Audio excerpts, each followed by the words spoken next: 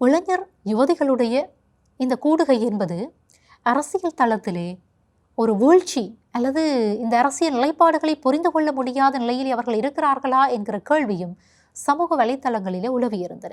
ஆனால் இன்னும் ஒரு கருத்தும் அங்கே வெளிப்படுத்தப்பட்டிருந்தது.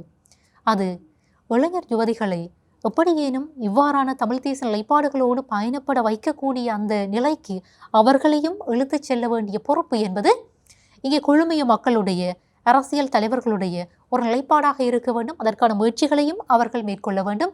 மக்கள் மயப்படுத்தப்பட்ட அரசியல் செயற்பாடுகளை முன்னெடுத்து செல்ல வேண்டும் என்பதும் கோரிக்கையாக இருந்தது.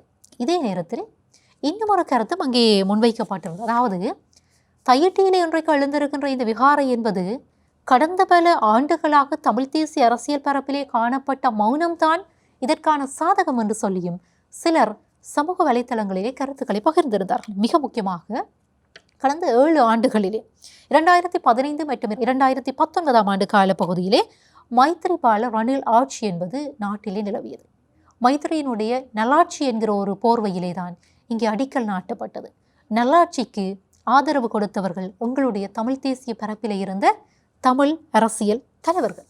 ஆகவே இங்கே அடிக்கல் நாட்டப்பட்ட போது தமிழ் அரசியல் தலைவர்கள் அந்த இடத்திலே நல்லாட்சியிலே அழுத்தத்தை பிரயோகித்திருக்கின்ற அந்த நிலைமை என்பது மிகவும் குறைவு என்பது மக்களுடைய இன்னும் ஒரு கருத்தாக இருக்கிறது.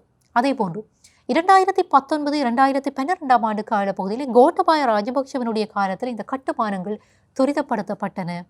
அங்கே காணப்பட்டிருந்த அதாவது இந்த பிரதேசங்களிலே காணப்பட்டிருந்த கோவிட் நிலைமைகளை பயன்படுத்தி கட்டுமானங்களை இராணுவத்தினர் துரிதப்படுத்தி இருந்தார்கள்.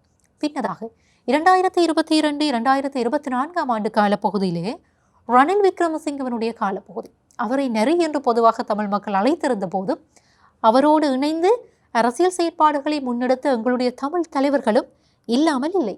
ஆகவே அவருடைய காலத்தில் தான் இந்த விகாரை முழுமை பெற்றது.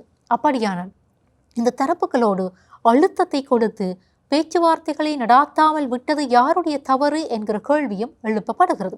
அதே நேரத்திலே குறித்த விகாரை தொடர்பாக சில அரசியல் தலைவர்களும் கருத்துக்களை தெரிவித்தார்கள் என்கிற விடயமும் இந்த இடத்திலே குறிப்பிடக்கூடிய விடயமாக இருக்கிறதாகவே தமிழ் மக்களுடைய பிரதிநிதிகள் இன்றைக்கும் முன்னேற்பாடுகளோடு பயணப்பட்டு ஒரு விடயம் நிகழ்த்தப்படுவதற்கு முன்பாக அழுத்தங்களை மேற்கொள்ள வேண்டும். மக்கள் திரட்சியாக எழுப்புவதற்கான கட்டி எழுப்புவதற்கான அந்த செயற்பாடுகளிலே அவர்கள் ஈடுபட வேண்டும் என்பதும் இந்த இடத்திலே சுட்டி காட்ட வேண்டிய இன்னும் ஒரு விடயமாக இருக்கிறது.